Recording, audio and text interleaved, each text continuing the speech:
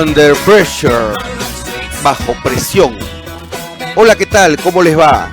Yo soy Aldo Hermenegildo y aquí empieza una edición más de No te piques por la señal de Global Studio TV. Bajo presión es el título en español de Under Pressure, una canción originalmente grabada por David Bowie y el grupo Queen, ambos de origen inglés, en el año 1981, y un single que sigue dorando y sonando muy duro hasta la actualidad. Pero ¿quién estaba sintiendo mucha presión? ¿Quién está bajo presión? De una parte, mucho del atribulado pueblo peruano, que ve como cada día los alimentos y las cosas suben de precio y la inflación se sigue disparando y no se puede afrontar de una manera bastante, digamos, adecuada en algunas ocasiones el presupuesto familiar.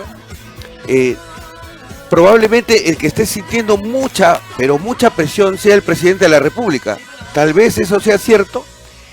El día de hoy, en horas de la mañana, el empresario Samir Villaverde, que junto con el secretario general, el señor Bruno Pacheco, el ex secretario general del Palacio de Gobierno, y los sobrinos del señor Castillo, Fray Vázquez Castillo y Gianmarco Castillo Gómez, la Fiscalía había solicitado una prisión preventiva para ellos. Entonces, el señor Villaverde es el único que hasta ahora está detenido y ha enviado unas declaraciones al Congreso a través de su abogado, a la Comisión de Fiscalización y Contraloría del Congreso de la República, que probablemente estén generando una serie de sensaciones en altas esferas de la política y en el propio Pedro Castillo. Vamos a escuchar qué es lo que dijo el señor Samir Villaverde.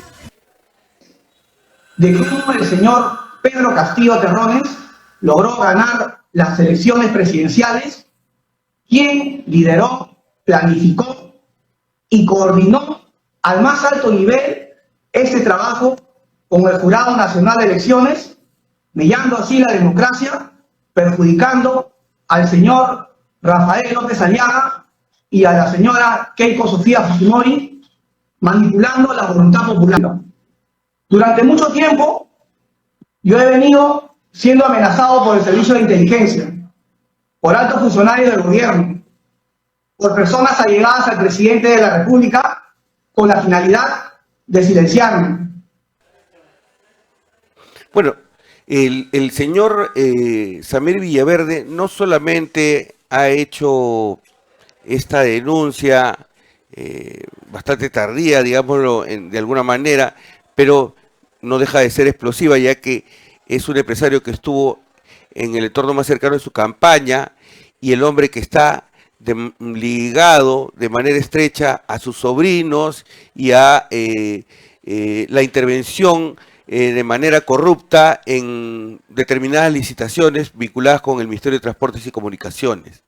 Entonces, el asunto es que el señor no solamente ha hecho esta denuncia, en el que se vuelve a poner sobre el tapete que hubo un fraude electoral en estas últimas elecciones, que estuvo fraguado de un lado por el señor Castillo y por los miembros del Jurado Nacional de Elecciones. El señor Villaverde seguramente tendrá que probar con evidencias y pruebas fehacientes lo que está declarando. No sabemos exactamente hacia dónde va toda esta estrategia comunicacional que ya varios miembros vinculados a actividades ilícitas que tendrían como cabecilla, como jefe de una organización criminal a Pedro Castillo, están comenzando a soltar en los medios de comunicación. El señor Villaverde no solamente lo denuncia por fraude electoral y que ha sido sujeto de amenazas contra su vida, sino que además señala que no tiene miedo.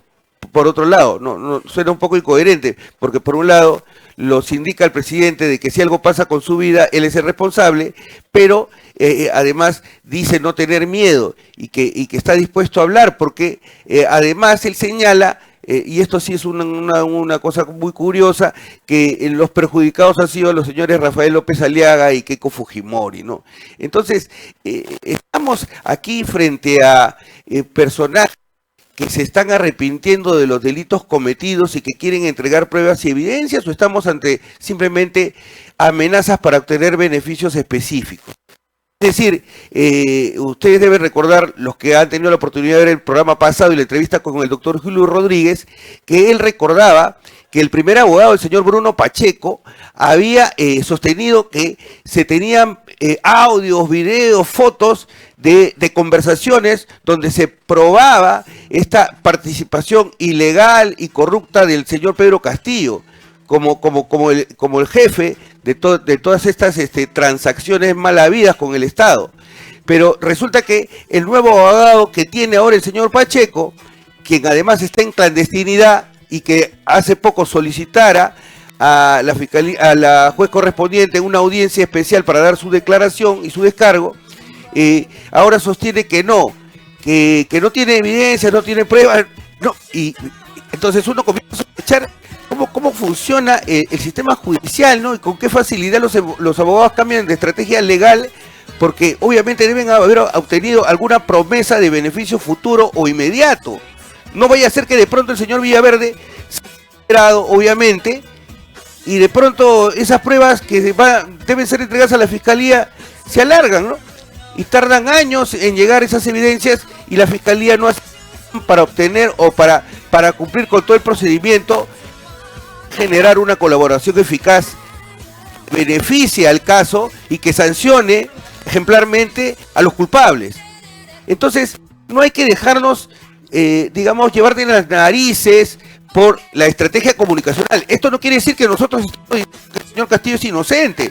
Es que existen demasiados indicios. Y como dice el refrán, cuando el río suena es porque piedras trae.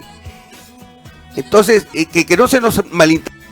Lo que estamos sosteniendo es que en medio de todo este entuerto legal, en el que uno ya no se sorprende de que los políticos que están rodeados de empresarios mafiosos o inescrupulosos que buscan beneficiarse de las tetas, ¿no? Terminen traicionando a sus eventuales colaboradores, a sus eventuales padrinos, como en este caso sería el señor Pedro Castillo, de todos estos señores, porque todos ellos han buscado un beneficio del Estado.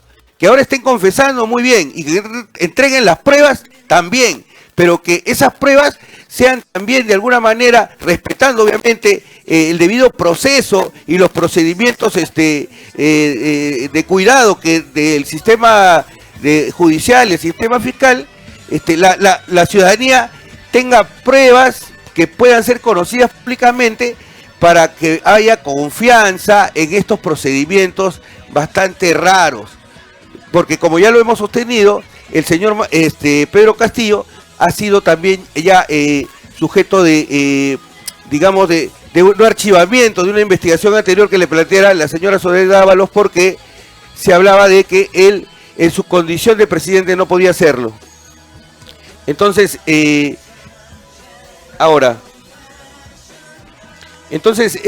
día de hoy, justamente para comentar este tema y otros más, hemos invitado a la doctora Katherine Ampuero para que nos ayude a entender y a explicar toda esta situación y qué tan confiable está funcionando, qué tan eficaz está siendo el sistema de justicia en general y la fiscalía en particular en su trabajo de investigación y denuncia y acusación. ¿Está la doctora Katherine Ampuero ahí? ¿Aló? Buenas noches. ¿Aló? ¿Me escucha? ¿Aló? A ver, vamos a hacer una pausa breve, vamos a arreglar este desperfecto técnico y en un momento regresamos. No se muevan, unos segundos, está ahí la doctora, pero parece que ha tenido problemas con su celular. ¿Deseas tener tu propio programa? Global Studio TV te da la oportunidad de realizarlo, donde podrás comunicar diversas especialidades y formatos. Ahora contamos con diversos programas como Al Mediodía, Abriendo Puertas con Janine Francia, Entrevistas con Ali Cat, Talentazos con Connie, La Hora del Apache, entre otros. ¿Qué esperas? Comunícate al 964-582-611 o acércate al Jirón Cusco 440, oficina 292 en el Cercado de Lima. Te esperamos. Sé parte de Global Studio y disfruta de tu programa.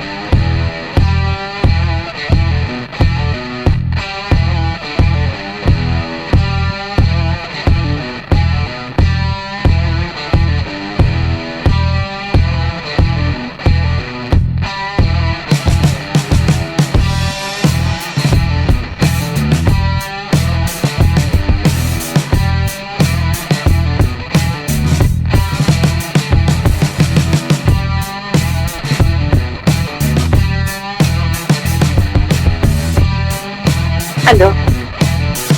Aló. No sé si tiene ahí un...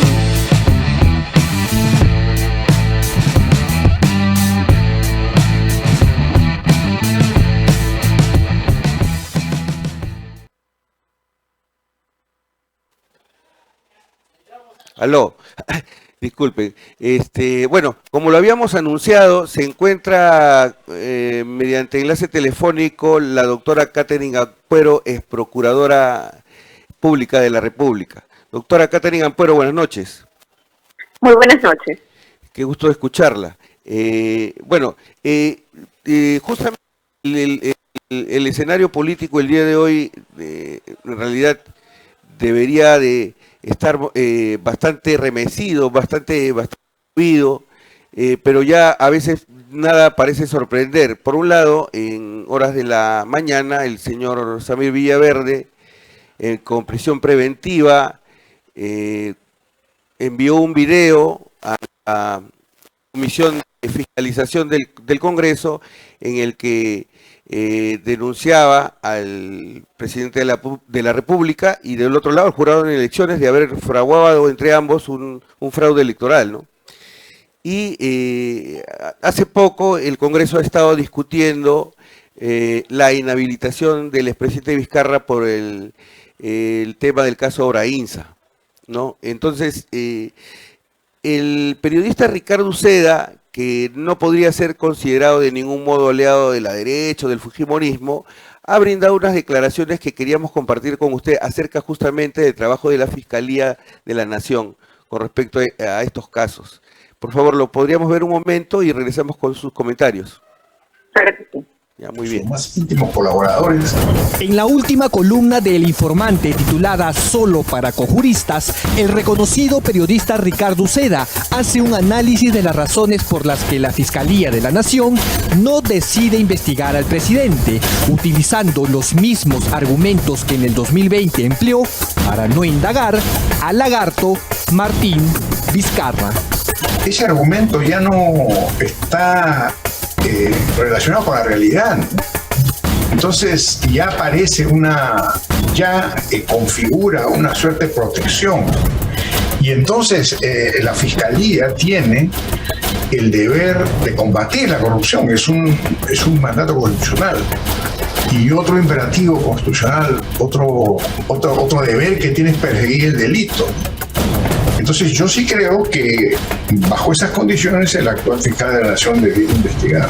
La última vez que la Fiscalía de la Nación abrió una investigación contra Castillo fue el pasado 4 de enero cuando Zoraida Ábalos ocupaba el cargo. Le abrió 2 procesos de forma preliminar por supuestos actos de corrupción en los casos Puente Tarata 3, Petroperú y los ascensos irregulares en las Fuerzas Armadas. Sin embargo, todo quedó en nada.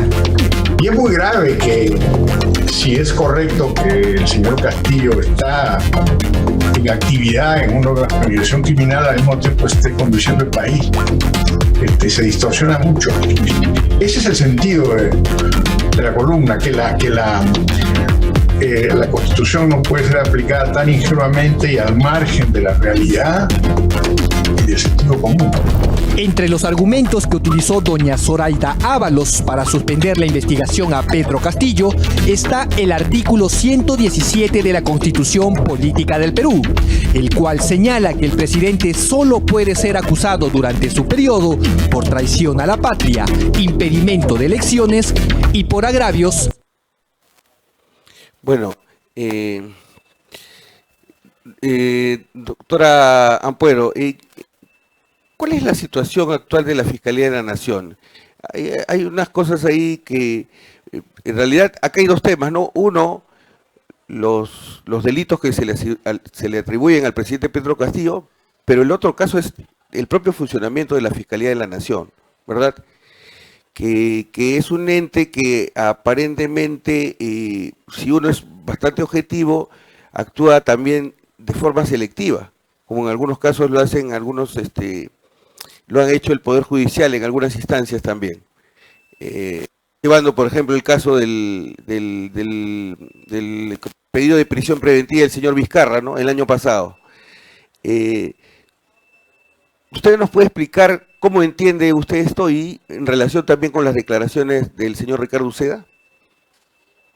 Bien, en principio hay que coincidir de que en el Ministerio Público, pues, estas decisiones que ha tomado la ex fiscal de la Nación, Zoraida Ábalos, por las cuales se ha negado a iniciar los actos de investigación en contra del presidente de la República, Pedro Castillo, por graves indicios que lo vinculan a serios hechos de corrupción de funcionarios, con serios delitos, graves delitos de corrupción de funcionarios, no solo por estas reuniones clandestinas que ha sostenido con personas que hasta ahora no conocemos la relación total de personas que se han reunido con él clandestinamente en horas de la noche en este inmueble de Serratea, sino también a información y evidencia que lo vincula, por ejemplo, a los ascensos irregulares dentro de las Fuerzas Armadas, los ascensos irregulares dentro de la Policía Nacional del Perú, con llamadas para pedir beneficios irregulares para algunas empresas ante funcionarios de la SUNAT, la incautación, por ejemplo, de $20,000 en el baño de su secretario, su brazo derecho dentro del Palacio de Gobierno, que era el ahora prófugo de la justicia Pacheco, ¿no?, sino a otros más hechos de corrupción, como por ejemplo los contratos irregulares que se dieron en Petroperú con el ex gerente general de Petroperú, el señor Hugo Chávez, con quien el presidente solía también reunirse en Palacio de Gobierno, y con las personas o empresarios que después resultaban beneficiados con las obras importantes de nuestro país. Sin embargo, la fiscal Zoraida Ábalos, pese a que no existe ningún impedimento legal para que una fiscal o un fiscal de la Nación puedan investigar preliminarmente a un presidente de la República en ejercicio, como lo es Pedro Castillo, ella inconstitucionalmente ha decidido no iniciar ningún acto de investigación hasta que Pedro Castillo deje de ser presidente de la República. Algo absolutamente criticable, no solamente por Uceda, sino también por la actual tribuna del Tribunal Constitucional, la doctora Ledesma, quien también nadie le podrá decir que ella es una mujer de derecha o una fujimorista o alguien que esté Es más, ella es conocida como una mujer incluso de izquierda, ¿no es cierto? Pero ella ha sostenido, con la cual coincido plenamente, que un presidente de la República sí puede ser investigado durante su mandato. Lo que no se puede hacer, y está establecido en el 117 de la Constitución, es que pueda ser acusado. Acusado es una etapa posterior a la investigación preliminar, es decir, durante la investigación preliminar se van recabando todos los elementos probatorios suficientes para que pasemos a la siguiente etapa, que es la etapa de acusación, que es una etapa posterior. Ahora tenemos un nuevo fiscal de la Nación. Zoraida Ábalos ya no es fiscal de la Nación, sigue siendo fiscal suprema, sí. Ella es fiscal suprema y ha pasado a una dirección, me parece también importante, ¿no? De la fiscalía. En este momento claro. No recuerdo, ¿usted me recordará la dirección que está a cargo ahora? Ahora ella, recordemos, para que el ciudadano que nos esté escuchando tenga conocimiento, los únicos fiscales supremos que actualmente existen dentro del Ministerio Público solo son dos, no hay más, solamente son dos, Zoraida Ábalos y el actual fiscal de la Nación, Pablo Sánchez. Lamentablemente el fiscal de la Nación, Pablo Sánchez, está siguiendo la misma línea que yo me voy a atrever a señalar, de misma línea de encubrimiento al presidente de la República, Pedro Castillo, porque él hasta la fecha tampoco ha decidido dejar sin efecto esa decisión de la exfiscal de la Nación, Zoraida Ábalos, y disponer la realización de actos de investigación. Es más, respecto a las declaraciones que ha hecho Karen López Arredondo, investigada en los hechos de corrupción, muy vinculada a Bruno Pacheco, hombre de confianza del presidente Castillo, ella ha señalado ante la Comisión de Fiscalización del Congreso y ante diferentes medios de comunicación que dentro del Ministerio de Transportes y Comunicaciones, específicamente Provías, existía toda una organización criminal que manejaban los contratos del Estado. Y esta organización criminal habría estado liderada por nuestro presidente de la República, Pedro Castillo, y uno de los integrantes de esta organización sería el exministro de Transportes, el señor Silva, y también integrarían esta organización criminal los sobrinos del presidente que actualmente son prófugos de la justicia. Frente a esta noticia criminal, y esta organización también habría estado compuesta por actuales congresistas de Acción Popular, que a la fecha van sumando 6 congresistas de Acción Popular. Los llamados ¿Qué ha hecho frente a esta noticia criminal el fiscal de la Nación, Pablo Sánchez? Ha decidido solamente abrir investigación y disponer actos de investigación en contra del exministro Silva y en contra de los congresistas de Acción Popular, que son 6. Decisión que me parece correcta. Lo que no me parece correcto es que siga omitiendo investigar al presidente Pedro Castillo, porque él está sindicado de ser el que lidera esta organización criminal. O sea, el fiscal de la Nación ha decidido investigar a la organización criminal, a sus integrantes, pero no a su líder, no a su cabecilla. Eso de acuerdo a las imputaciones realizadas por el Ministerio Público, lo cual desde mi punto de vista es un retroceso en la lucha contra la corrupción. Bueno, también es una vulneración al derecho constitucional que tenemos todos los ciudadanos de conocer la verdad.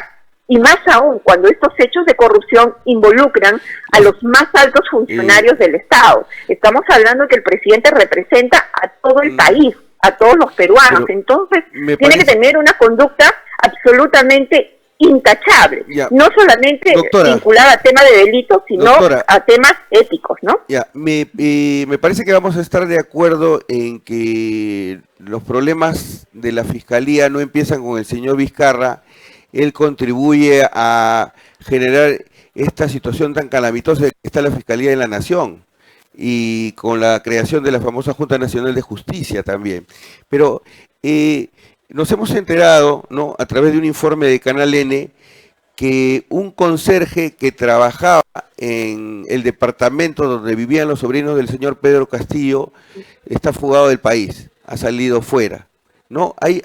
¿Teníamos ese informe ahí? Sí, a ver. Trabajaba como conserje en este edificio de Magdalena del Mar, donde los sobrinos del presidente Pedro Castillo vivían antes de pasar a la clandestinidad. Se trata de un humilde trabajador que se convirtió en un testigo clave de la Fiscalía. Fue él quien detalló que el empresario Samir Villaverde era un continuo visitante del departamento 501, donde Fray Vázquez Castillo, Cledin Vázquez Castillo y Gianmarco Castillo Gómez pasaban sus días cómodamente. Desde que mencionó los nombres de quienes hoy son investigados por la justicia, el miedo lo invadió y al verse amenazado por el poder, decidió irse del Perú. Según su reporte migratorio, este empleado dejó el país el último viernes 6 de mayo y se fue rumbo a Colombia. Sin revelar su rostro, en una entrevista que dio a Cuarto Poder, el conserje dijo que su vida corría peligro. ¿A quién le teme? Le temo a Samir porque me han dicho que es una persona muy peligrosa. A los sobrinos también que podrían, ¿no?, hacerme algo, ¿no?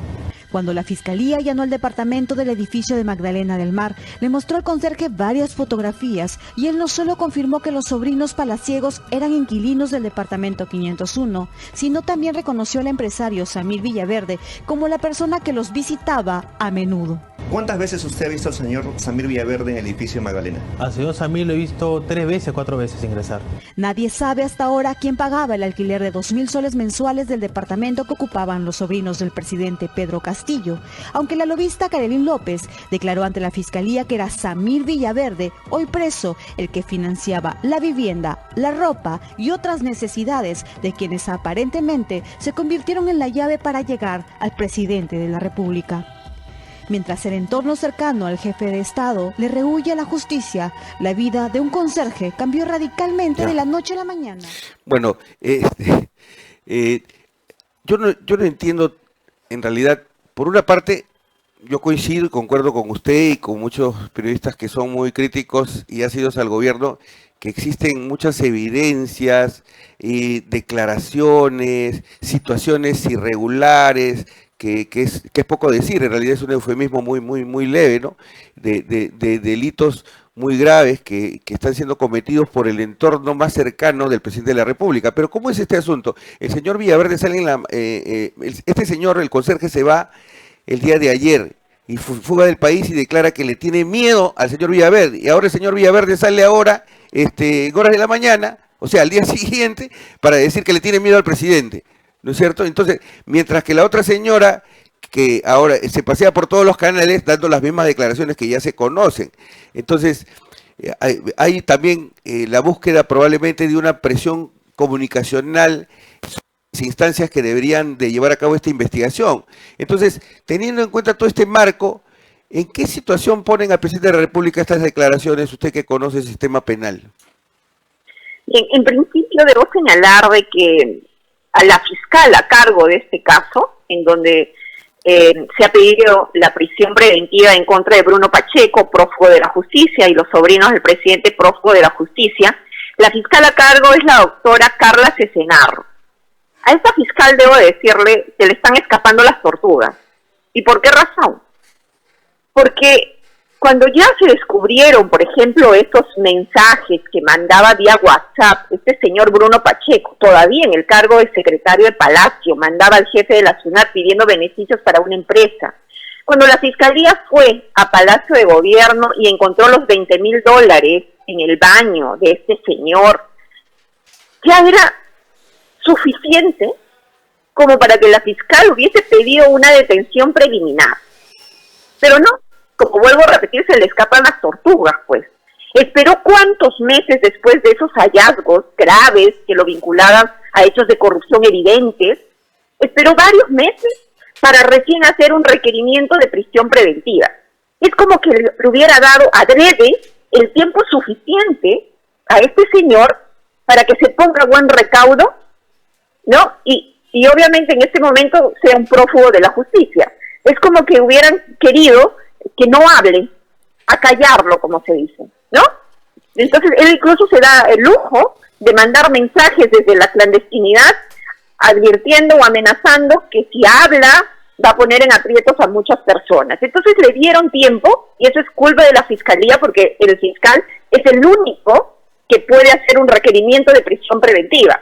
Un juez no puede declarar de oficio una prisión preventiva, el juez solamente puede dictar prisión preventiva siempre y cuando lo pide el fiscal. En este caso la fiscalía no actuó oportunamente. Y por eso tenemos a prófugos de la justicia, no solamente Bruno Pacheco, sino también a los sobrinos, ¿no? Todas estas declaraciones que están saliendo, tanto de Karen López Arredondo, que se ha sometido a un proceso de colaboración eficaz, ahora de este empresario que está privado de su libertad, Samir Villaverde, o Villafuerte, no recuerdo muy bien su apellido. Entonces, y las declaraciones, claro está, de este conserje que ahora también por culpa de la Fiscalía ahora él ha tenido que salir del país, porque lo primero que debió hacer la Fiscalía frente a la noticia de este conserje que estaba dando información era tomarle su declaración de manera inmediata y disponer de medidas en salvaguarda de su integridad física.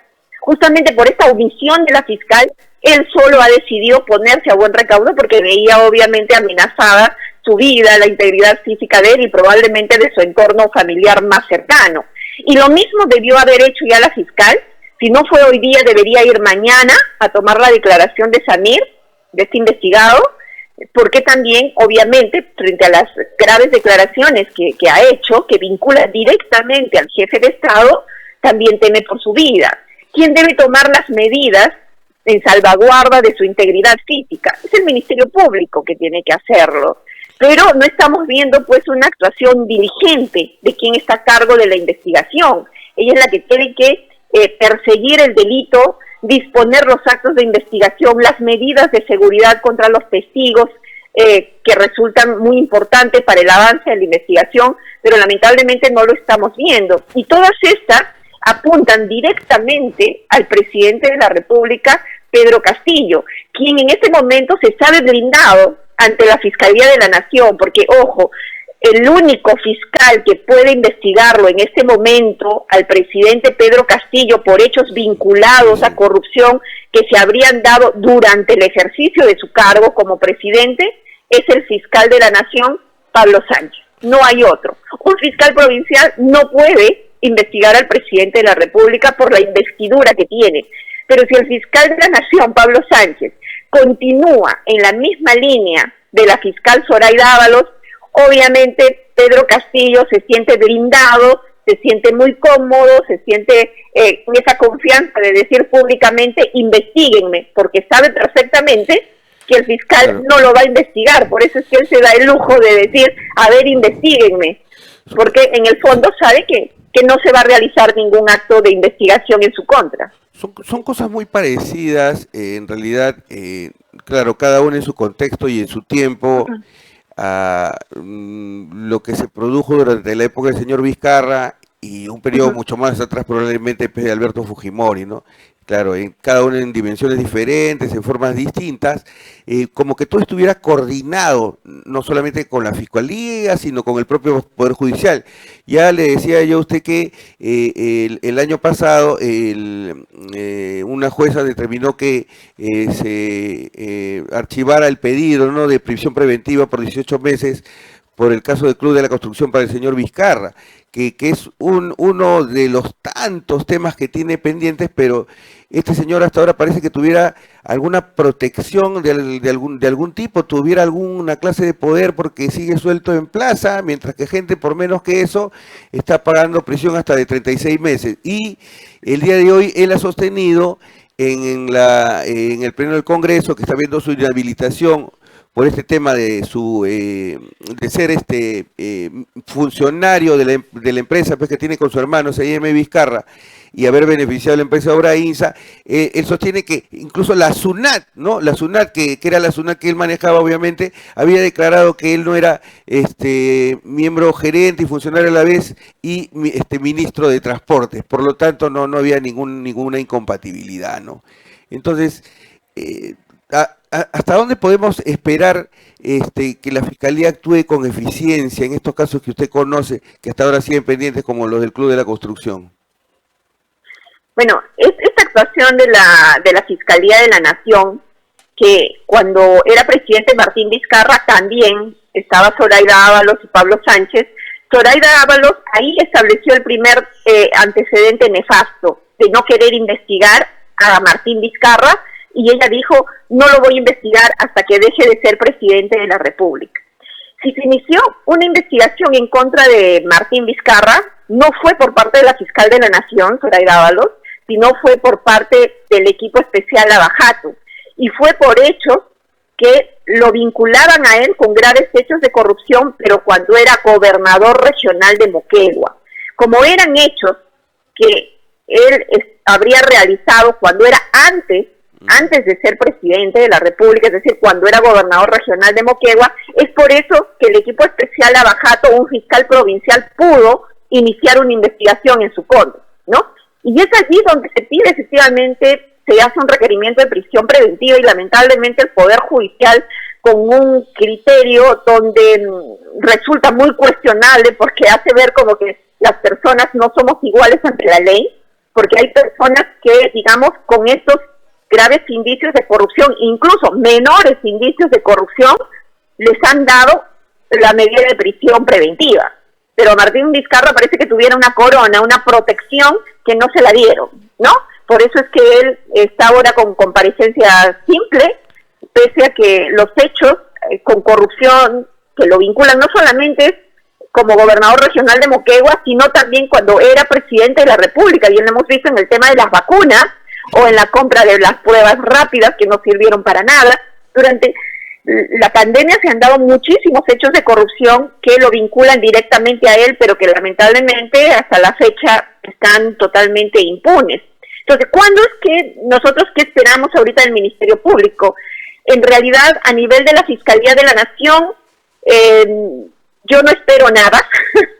Yo espero que la Junta Nacional de Justicia, quien también ha omitido sus funciones, porque ellos debieron ya haber elegido a más fiscales supremos, ya tienen 2 años en el cargo y hasta ahorita no han elegido un solo fiscal supremo más, ahorita están en un proceso de elección. Yo espero que la Junta termine eligiendo a más fiscales supremos para que exista pues más de estas autoridades y un nuevo fiscal supremo asuma la Fiscalía de la Nación en reemplazo de Pablo Sánchez. Entonces yo creo que allí va a poder haberse un cambio dentro del Ministerio Público que busque recuperar la confianza de la ciudadanía en esta institución tan importante que tiene a su cargo pues la persecución del delito y el garantizarnos a nosotros los ciudadanos el derecho que tenemos de conocer la verdad. Yeah. Doctora Catherine Ampuero, una última pregunta, una pregunta chiquita y cortita, porque tenemos otro invitado y espero que no se pique. Usted ha sido candidata al Congreso por Alianza para el Progreso. Sí. ¿Sí? ¿Qué piensa usted hoy en día del comportamiento de la bancada de Alianza para el Progreso en toda esta situación de la crisis política? Bueno, hay algunas decisiones, yo creo que cada congresista tiene que responder por sus votos. Muchos congresistas priorizan sus intereses personales por encima de los intereses de los ciudadanos, de los que ellos dicen representar o del pueblo. Y eso se ha visto no solamente en esta bancada, sino en otras bancadas también. Y eso, desde mi punto de vista, es lamentable y cada congresista tiene que responder por los votos que emita. Muchas gracias, doctora Catherine. Le agradecemos su participación, espero que no sea la última vez que la tengamos aquí.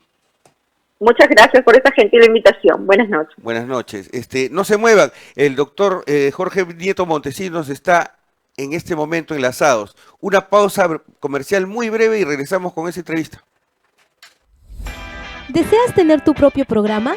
Global Studio TV te da la oportunidad de realizarlo, donde podrás comunicar diversas especialidades y formatos.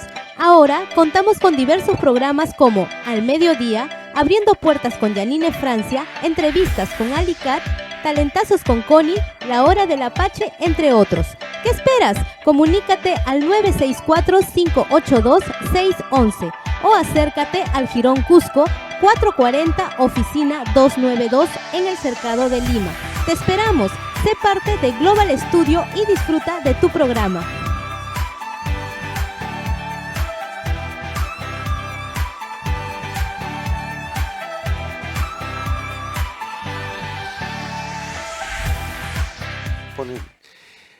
Bueno, como lo habíamos anunciado, está con nosotros el sociólogo y exministro de Cultura Jorge Nieto Montesinos.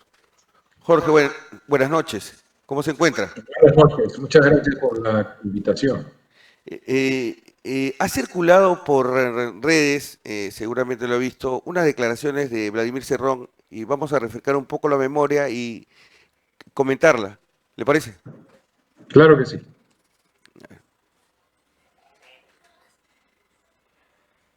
A ver. Bueno, son esas declaraciones en las que él pues está hablando de cómo va a afrontar la situación con respecto a la Asamblea Constituyente, ¿no? Si se va a emplear la vía pacífica o la vía no pacífica, ¿no? ¿Qué pasó? Creo que nos estaban boicoteando desde el gobierno. Ahí está. A ver, para que lo escuche la audiencia que nos sintoniza. Nos dice, Sí. estamos en una lucha constante por el tema de la constitución política. Compatriotas, nosotros reafirmamos desde que se fundó el partido, en el Perú no va a haber cambios si es que no se cambia la constitución política, ya sea por una vía pacífica o sea por una vía no pacífica, lamentablemente.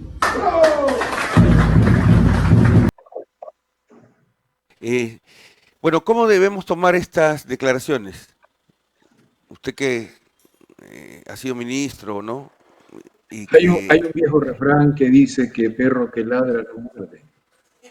Acabamos de ver el abrazo en el Congreso entre la presidenta del Congreso, que representa un extremo en las opiniones políticas del Congreso, y el presidente de la Comisión de Nombramiento del Tribunal Constitucional, que representa precisamente al señor que usted acaba de poner en pantalla.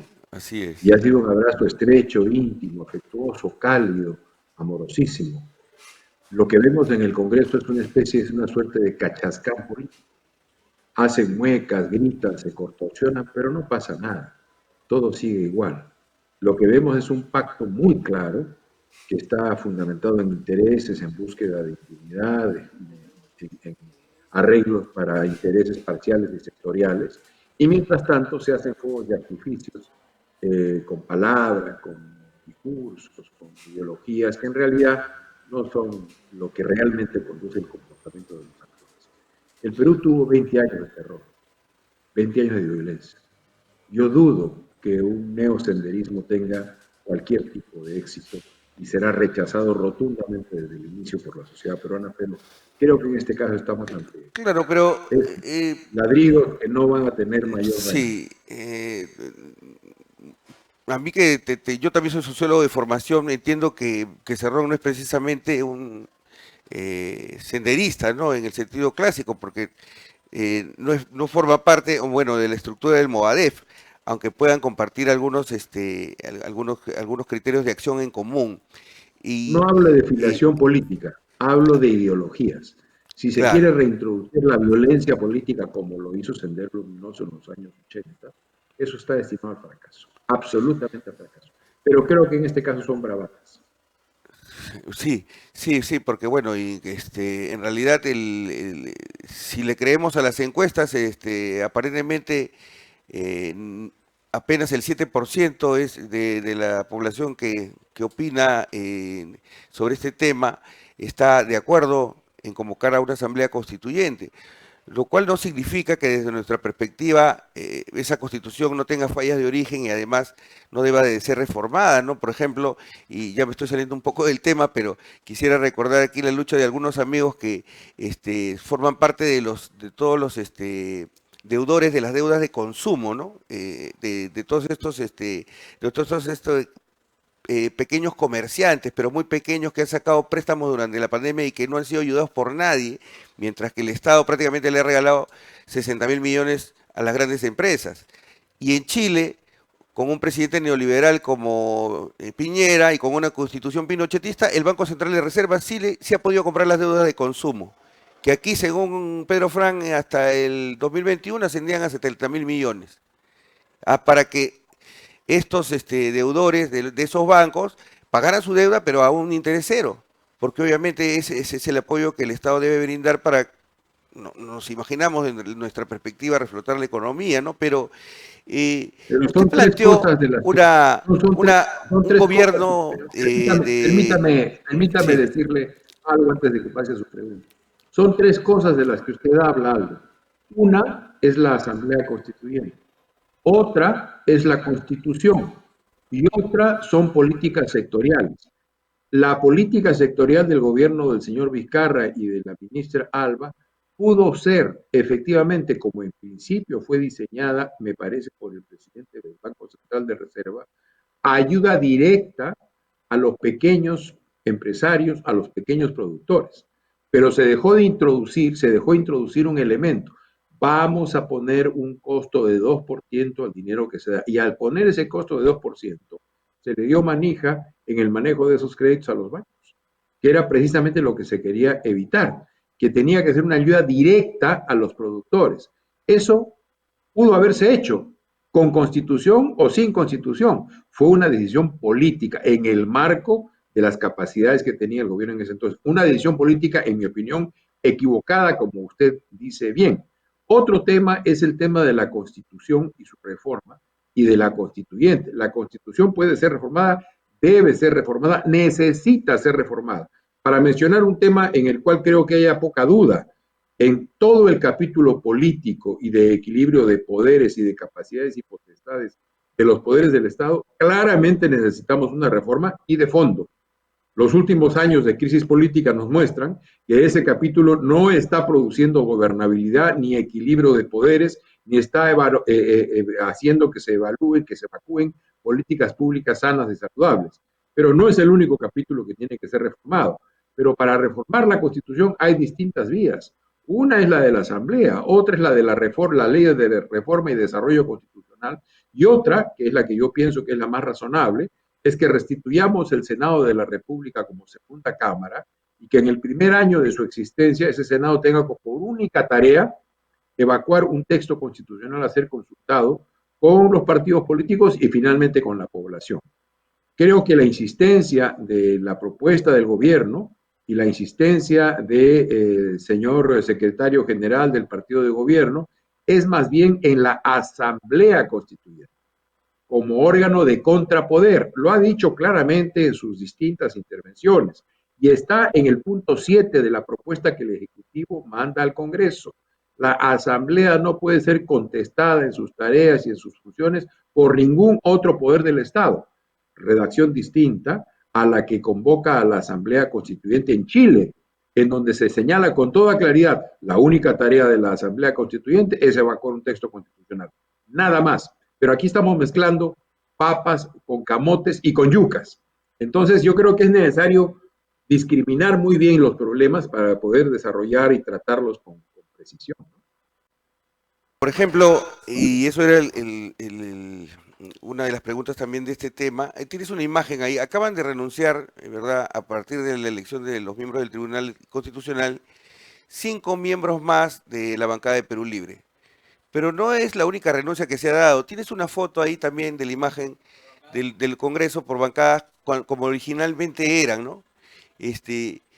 Ahí se ve claramente que Perú Libre llegó con 37 congresistas, ¿no? Y que hay bancadas que han desaparecido, se han rehecho, han aparecido otras bancadas como Perú Democrático, Podemos dejó de ser bancada, el señor Anderson, Juntos por el Perú, en fin. Bueno, uno se pregunta si uno fuera un ciudadano de a pie que no está muy metido en la política porque prácticamente da la impresión de que todos fueran iguales, de izquierda y de derecha, ¿no? Y este clamor de que se vayan todos, ¿a quién representa el Congreso en realidad? En este esquema y en esta situación, porque esta situación no es de ahora, no es reciente. Este comportamiento lo desarrollan los congresos, no tengo memoria, sino después de la década fujimorista, creo, si mal no recuerdo, después de la ley de partidos políticos. Es evidente que el Congreso y la forma en la que lo elegimos requiere una reforma. Tiene que ver con el sistema de partidos, tiene que ver con la representación que existe, tiene que ver con el número de congresistas. Hay temas que la sociedad peruana se niega a discutir, porque simplemente no los quiere discutir. Pero le menciono uno. Necesitamos un número mayor de congresistas. Somos el país que tiene menos congresistas por número de habitantes. Necesitamos una mejor representación. Necesitamos cambiar los distritos electorales de modo tal que el elegido, que yo no creo que deba ser uno solo por distrito, pero es otra discusión, el elegido esté más cercano a la población a la que representa. Necesitamos retornar a la bicameralidad.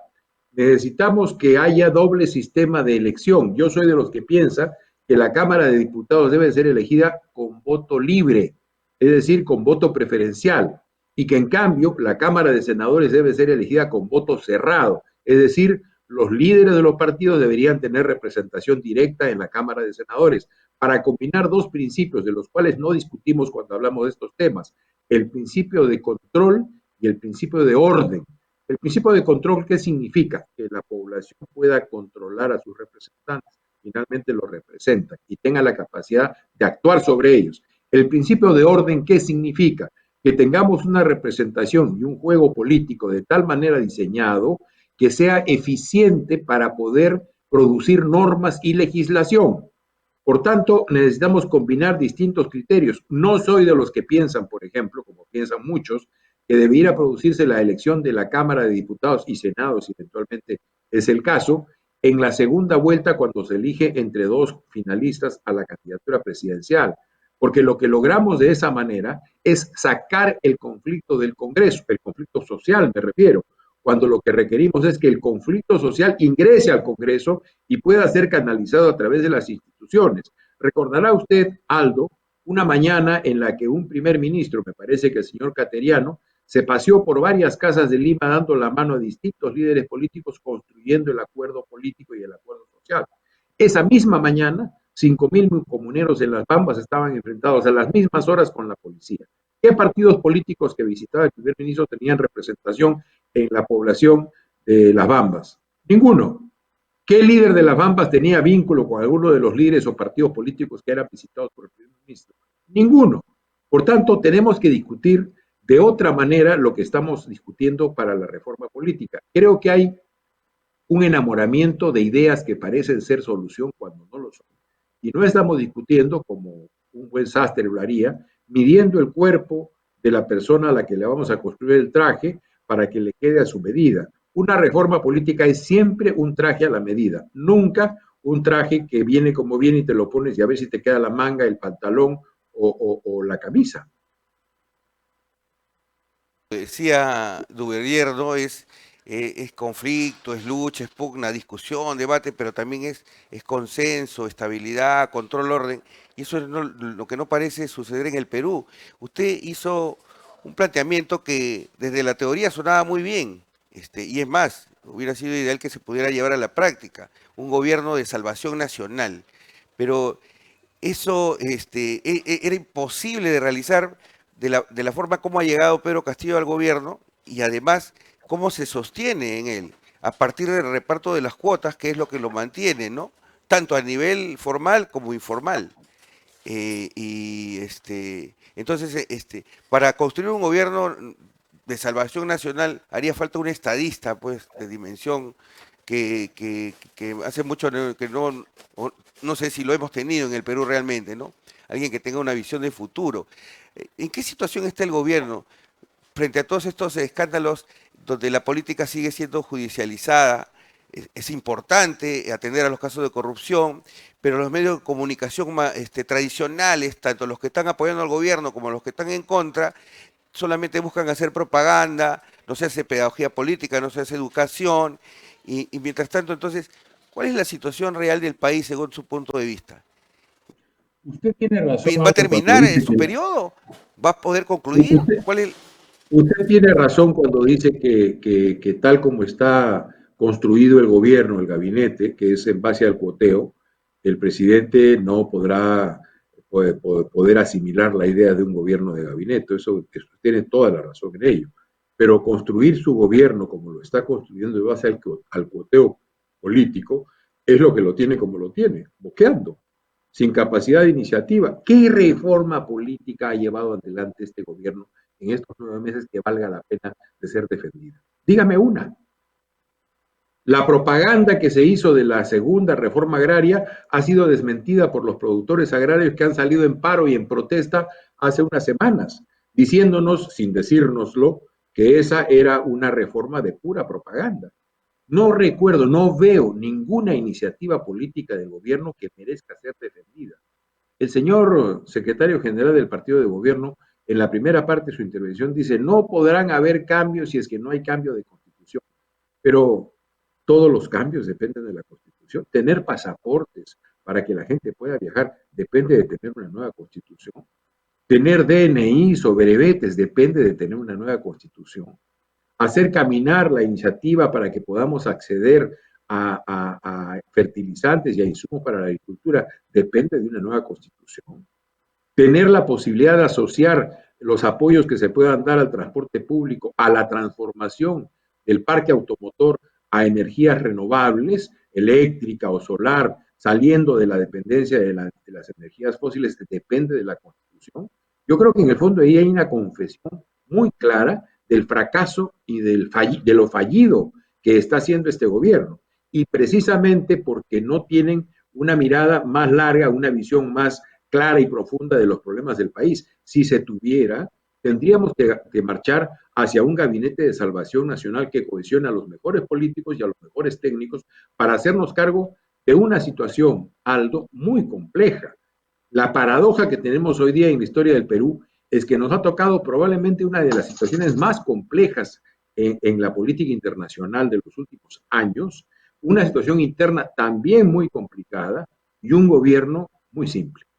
Y entonces toda la raíz de nuestros problemas está allí. Se multiplican problemas que ya estaban resueltos, no se resuelven aquellos que hay que resolver y ni se vislumbran aquellos que nos está planteando el mundo, el desarrollo de la economía del conocimiento, el cambio climático y la necesidad de transformaciones fundamentales. Por tanto, yo creo que la necesidad de un gabinete de esa calidad sigue estando allí. Los políticos a veces, hacen cosas que no querían hacer. ¿Usted cree que de la Rúa se quería ir? ¿Usted cree que el Congreso de la Rúa se quería ir? ¿Usted cree que Collor de Mello quería renunciar? No, ninguno de los tres quería, pero la ciudadanía de Brasil y de Argentina los colocó de tal manera y se movilizó en tal magnitud y no le quedó más remedio que hacer aquello que no querían. En este caso, habría simplemente que lograr un reconocimiento de las propias incapacidades, de las propias... Pero es que no es una especie de círculo vicioso, o el cuento del huevo y la gallina, ¿no? Realmente cierto, no tenemos partidos políticos, tenemos clubes electorales. Entonces los que llegan a los congresos son los pequeños inversionistas. Esos pequeños inversionistas van a hacer esa reforma política que los ancle a un partido y que lo someta a una disciplina partidaria, a una especie de carrera política interna, pasando años con un perfil bajo de soldado a sargento, de sargento a teniente y de teniente general. Eso no lo creo. Parece que desapareció totalmente. Y no lo creo. Por otro lado, o sea, ¿cuáles son las tres salidas que supuestamente se proponen? Por un lado, la renuncia, no parece que se vaya a dar porque el señor no quiere renunciar, obviamente. La vacancia tampoco se va a completar. Y el adelanto de elecciones la promueven todos los que quieren ser candidatos y que se quieren poner la falda presidencial, elegidos con las mismas, los mismos procedimientos y con las mismas caras. Entonces... Bueno, hay una cuarta salida a las tres que usted menciona, que es un poco en la que estamos nosotros. Construir partido. Construir partido, asociar a la gente sana, competente, honesta del país, impulsar la participación de la ciudadanía, que no es fácil hacerlo, pero es la única manera, que tengamos un actor político o unos actores políticos que se construyan en la cohesión de líderes regionales y nacionales, que tengan una propuesta, que tengan una visión de lo que hay que hacer en el país. En el país podemos lograr ser, en 20 años, un país moderno y desarrollado. Pero para eso tenemos que hacer cosas. Una de ellas, tener nueva conducción con visión, con energía, con carácter. Y la única manera de lograrlo es que se construyan partidos como se hacen los partidos, caminando el país, yendo a las regiones, tocando la puerta, hablando, dando discursos, convenciendo e impulsando la participación de la gente. Esa es una cuarta salida y es la única que tenemos a mano. Si los ciudadanos honestos y competentes no asumen su tarea y su responsabilidad frente a la política peruana, los pícaros y los corruptos seguirán gobernando la política nacional. En términos de Steven Levy, ¿no? Son los agentes libres los que predominan ahora. Y por eso los partidos nacionales han sido destruidos en el interior del país, porque lo que predominan son los movimientos locales y regionales bajo un esquema absurdo de democracia, no sé, participativa, ¿no? Que en realidad lo que han seguido generando es que lleguen aventureros e improvisados a la política, no solamente nacional, sino regional y local.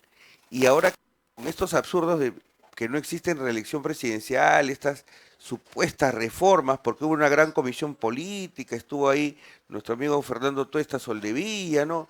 Y bueno, que él podrá decir que no se respetó la propuesta que él realmente hizo, que finalmente Vizcarra impulsó otra, pero por eso yo le digo, yo saludo su optimismo, la verdad.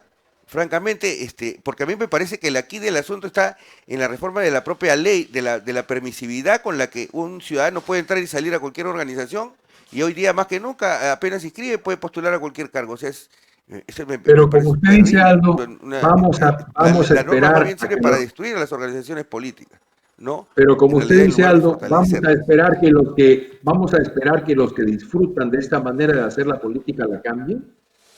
Vamos a esperar que los que están disfrutando de este modo perverso de hacer política produzcan una reforma política para que el país tenga nuevas reglas y nueva forma de jugar. Yo creo que no. Yo creo que algunas cosas pequeñas se pueden lograr en base a la presión ciudadana, pero lo que necesitamos son nuevos actores políticos en la escena. Partidos políticos construidos con líderes, con propuestas, con programas, con escuela de líderes y de cuadros, que asocien nacional y regionalmente a los líderes del país, que convenzan, que oferten cosas, que propongan iniciativas y que tengan la honestidad. Es la única salida que tenemos. Es la más difícil. Es la más difícil. Todo el mundo habla de la política en el Perú. Todo el mundo habla de la necesidad de cambios. Todo el mundo habla de la reforma política. Todo el mundo sabe que todo eso se hace a través de un partido político. ¿Quién lo quiere hacer? Nadie. En esa tarea estamos nosotros, tratando de construir ese partido político porque vemos que es la única ruta para tener una fuerza y una voz distinta en el escenario político nacional. Si no hacemos eso, seguiremos en el juego de la noria, dando vueltas alrededor de la misma rueda. Bueno, le deseo suerte en la tarea quijotesca que se ha propuesto en realidad y espero que sean muchos más sumados a este esfuerzo. Muchas gracias por habernos acompañado esta noche. Gracias, Aldo, gracias. Yo le agradezco haberme asociado con don Miguel de Cervantes, pero le digo que más que quijotesca es la única manera realista de ver las cosas. Le mando un fuerte abrazo. Muchas gracias. Gracias. Hasta otra oportunidad. Gracias. Ha sido Jorge Nieto Montesinos, sociólogo y exministro de Cultura. No se muevan, una breve pausa y regresamos con la parte final del programa. ¿Deseas tener tu propio programa? Global Studio TV te da la oportunidad de realizarlo, donde podrás comunicar diversas especialidades y formatos. Ahora contamos con diversos programas como Al Mediodía, Abriendo Puertas con Janine Francia, Entrevistas con Alicat, Talentazos con Connie, La Hora del Apache, entre otros. ¿Qué esperas? Comunícate al 964-582-611 o acércate al Jirón Cusco 440, oficina 292 en el Cercado de Lima. Te esperamos. Sé parte de Global Studio y disfruta de tu programa.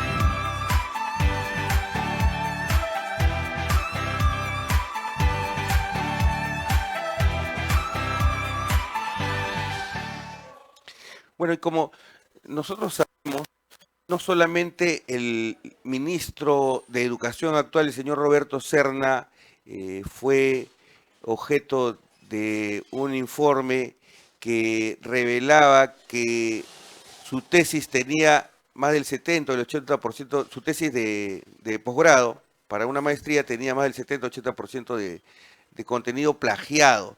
Y el señor salió a sostener una tesis absurda. No está la foto de ahí del señor Roberto Serna para que la gente recuerde quién es este personaje, porque no se sabe quién es el ministro, ¿no es cierto? Entonces, ya no solamente el señor Roberto Serna, sino ahora hasta su propio jefe, como sabemos, el señor Pedro Castillo y su señora, han sido objetos de informes periodísticos que daban cuenta de que la tesis que presentó para hacer su maestría, tanto él en conjunto con sus señores, es decir, ni siquiera fue él solo, sino en colaboración, tiene un contenido, alto contenido de plagio, ¿no es cierto? Y que en realidad ese grado debía de sérsele quitado.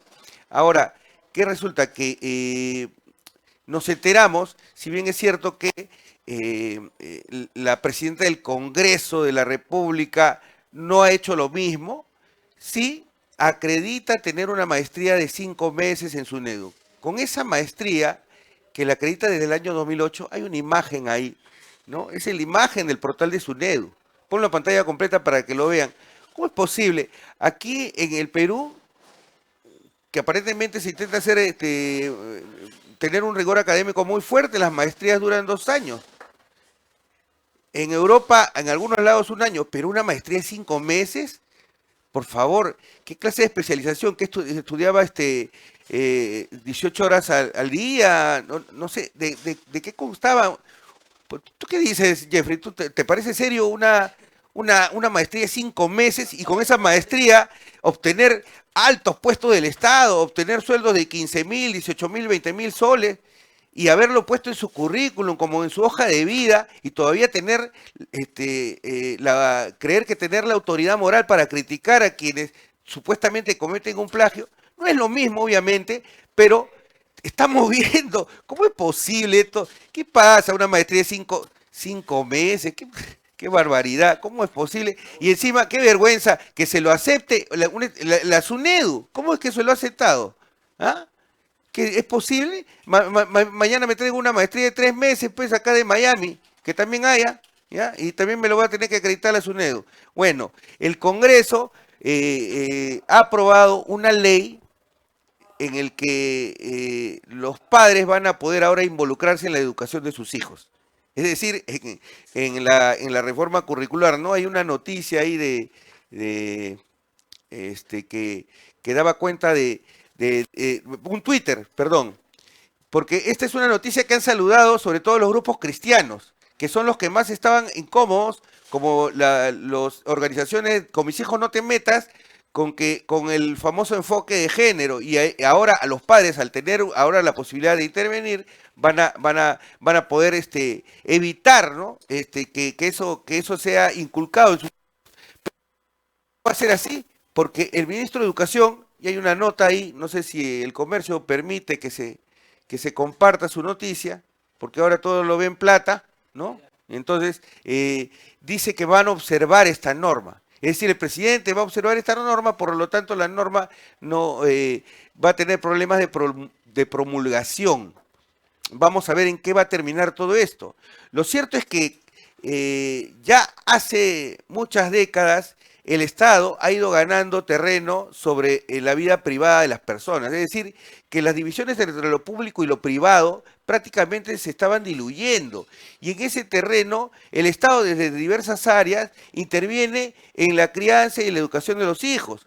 Ya ven ustedes que, por ejemplo, en los colegios se habla del psicólogo escolar, o por ejemplo en la DEMUNA, que a veces soluciona problemas de familia. Entonces, esta es otra intervención del Estado que los padres señalan que no debía darse en esos niveles. Y que en todo caso, si es cierto, debería ser atendible, más allá de las ideologías que cada uno pueda tener, de los conflictos, que los padres tienen derecho a una participación en la educación de sus hijos, ¿no? Porque son sus hijos, obviamente, y es el terreno privado el que debía permitirles esto. Y no se comprende realmente, porque la verdad es que el señor Castillo, en cuanto a estos temas de género, era muy reacio. No sabemos si esto es una internacional, de llamada caviar internacional, pero qué penoso es que no se puedan entender el Estado, los padres de familia, ¿no? Y los propios hijos.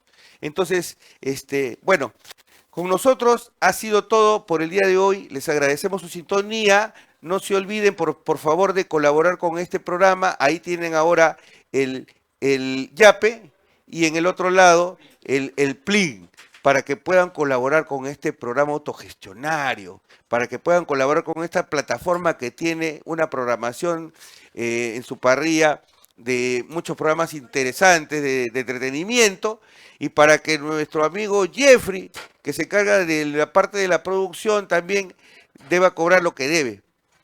Así es. Muchas gracias. Y nuevamente, bajo presión, bajo esa presión para hacer sobrevivir este programa, nos despedimos de todos ustedes. Su programa No Te Piques, por la amable sintonía de Global Studio TV. Muchas gracias. Será hasta el próximo miércoles a las 7 de la noche.